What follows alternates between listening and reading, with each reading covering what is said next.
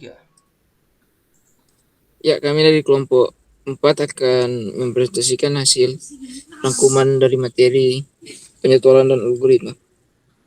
Namun sebelum itu kami akan perkenalkan nama teman saya, Murdeka Kristanto dengan NIM 6720074 dan Reynaldo Jodora Lonsang dengan NIM 6720116 dan Angelina Gabriela Kamal dengan NIM 6720156.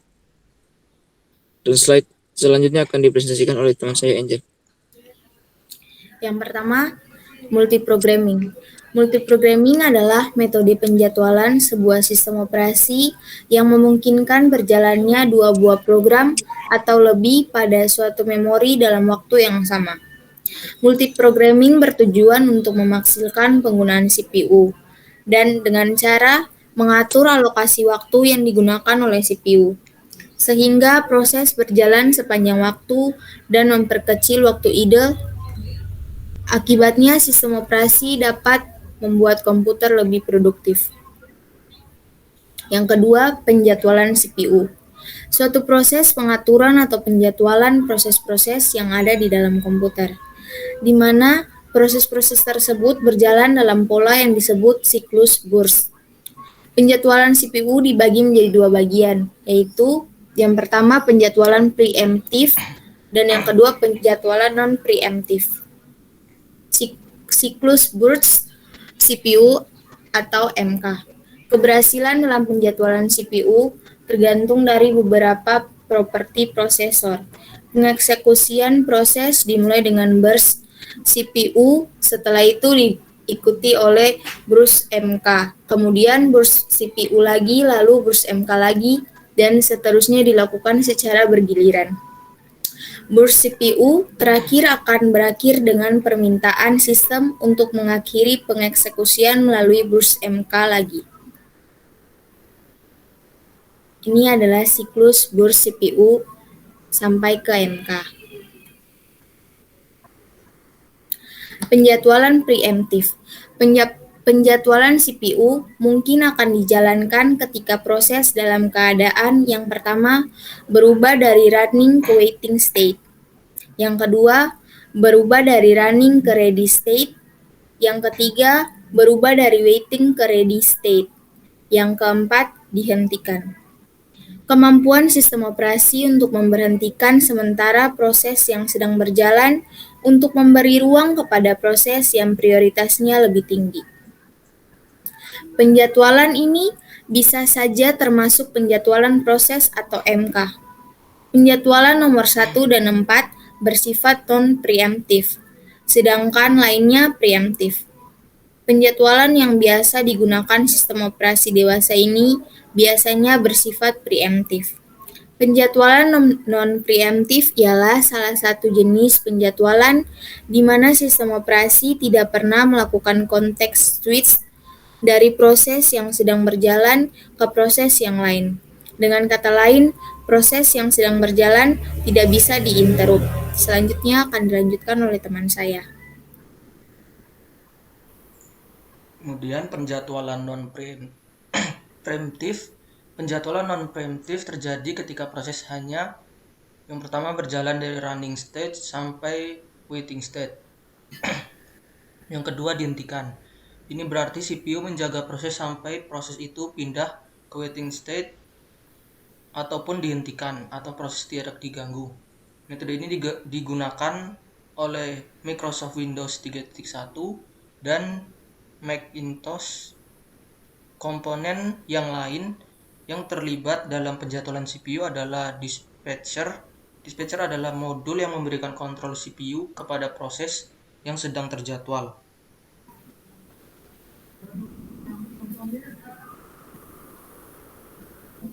Kemudian fungsi dispatcher, yang pertama konteks switching, yang kedua switching to user mode dari kernel mode, yang ketiga lompat dari suatu bagian di program user untuk mengulang program.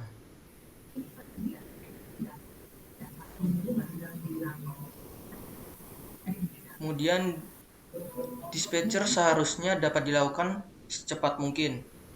Dispatch latency adalah waktu yang diperlukan dispatcher untuk menghentikan suatu proses dan memulai proses lain. Kriteria penjadwalan yang pertama CPU utilization, yang kedua throughput, yang ketiga turnaround time, yang keempat waiting time, yang kelima response time, yang keenam fairness, yang ketujuh efisiensi.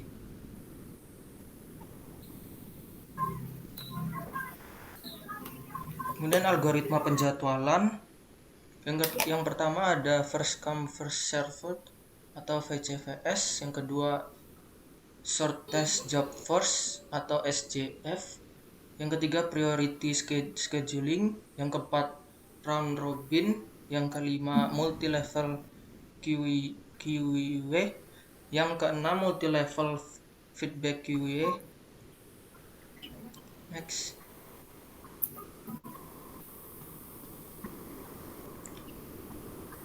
First come first server. Algoritma ini merupakan algoritma penjadwalan yang paling sederhana dan yang dua digunakan CPU. Algoritma penjadwalan yang paling sederhana, proses yang tiba terlebih dahulu yang akan dieksekusi. Kelemahannya, FCFS ini memiliki waiting time rata-rata cukup lama dan terjadinya conveyor effect, yaitu proses-proses menunggu lama untuk menunggu satu proses besar yang sedang dieksekusi oleh CPU, menerapkan konsep non-preemptive.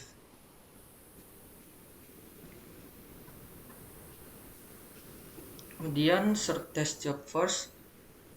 Pada algoritma ini setiap proses yang ada di ready QW akan dieksekusi berdasarkan burst time terkecil, waiting time yang pendek untuk setiap proses, dan karena hal tersebut maka waiting time rata-rata juga menjadi pendek, sehingga algoritma ini adalah algoritma yang optimal. Proses yang menjadi burst time yang besar akan memiliki waiting time yang besar pula, karena yang dieksekusi terlebih dahulu adalah proses dengan burst time yang lebih kecil. Selanjutnya akan dijelaskan oleh teman saya. Di sini ada priority scheduling. Priority scheduling merupakan algoritma penjadwalan yang mendahulukan proses yang memiliki prioritas tertinggi. Setiap proses memiliki prioritas masing-masing. Dan kelemahannya, suatu proses dengan prioritas yang rendah memiliki kemungkinan untuk tidak dieksekusi jika terdapat proses lain yang memiliki prioritas lebih tinggi darinya. Next. Ini adalah round robin. Algoritma ini menggilir proses yang ada di antrian. Proses akan mendapat jatah sebesar time quantum. Jika time kuantumnya habis atau proses sudah selesai, CPU akan dialokasikan ke proses berikutnya. Kelemahannya, bergantung besar time quantum. Jika terlalu besar, sama saja dengan algoritma first come first served. Jika terlalu kecil, semakin banyak peralihan proses, sehingga banyak waktu terbuang. Next. Sini adalah multi-level QA. Ide dasar dari algoritma ini berdasarkan pada sistem prioritas proses.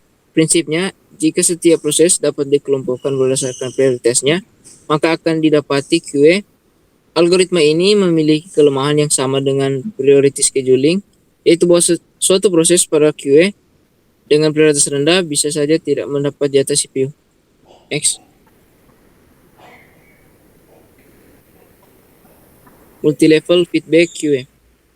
Algoritma ini mirip sekali dengan algoritma multi-level QA. Perbedaannya ialah algoritma ini mengizinkan proses untuk pindah antrian jika suatu proses menyita CPU terlalu lama. Maka proses itu akan dipindahkan ke antrian yang lebih rendah.